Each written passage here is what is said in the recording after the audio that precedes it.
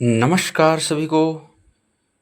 Fourth grade का अभी जो एग्ज़ाम हुआ उसमें मेरिट की चर्चा अब जोर शोरों से चल रही है।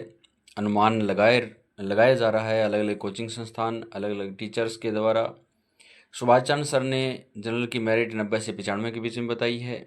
एक अन्य संस्थान के द्वारा यूट्यूब पर जनरल की 103 से 107 प्रश्न, ओबीसी 92 से 98, एससी कैटेगरी में 80 से 87, ईडब्ल्यूएस में 91 से 95 तक और एसटी कैटेगरी में 75 से 70 के बीच मेरिट बताई गई है। ये सारी चीज़ें अनुमान पर आधारित हैं।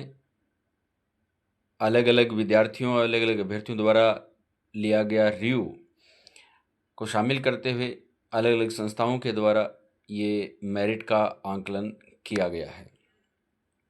एक कैरियर विल राजस्थान, इनके द्वारा जनरल की जो मेरिट है उसका अनुमान 80 से 85 के बीच माना गया है।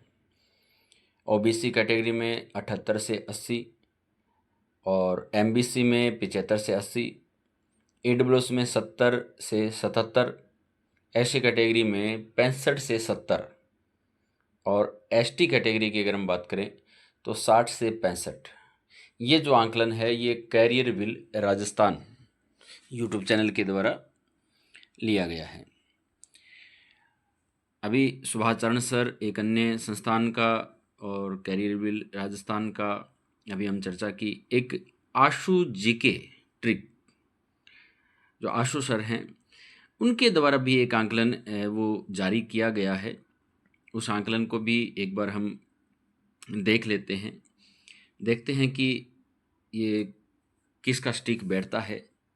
आशु जी के ट्रिक, इन्होंने जनरल का 80 से 85 माना है, ओबीसी का 76 से 82 माना है, ईडब्ल्यूएस का 75 से 80 और एमबीसी 74 प्लस, एससी में 72 से 76 तक माना है और एसटी में 70 से 75 तक का आंकलन इन्होंने रखा है।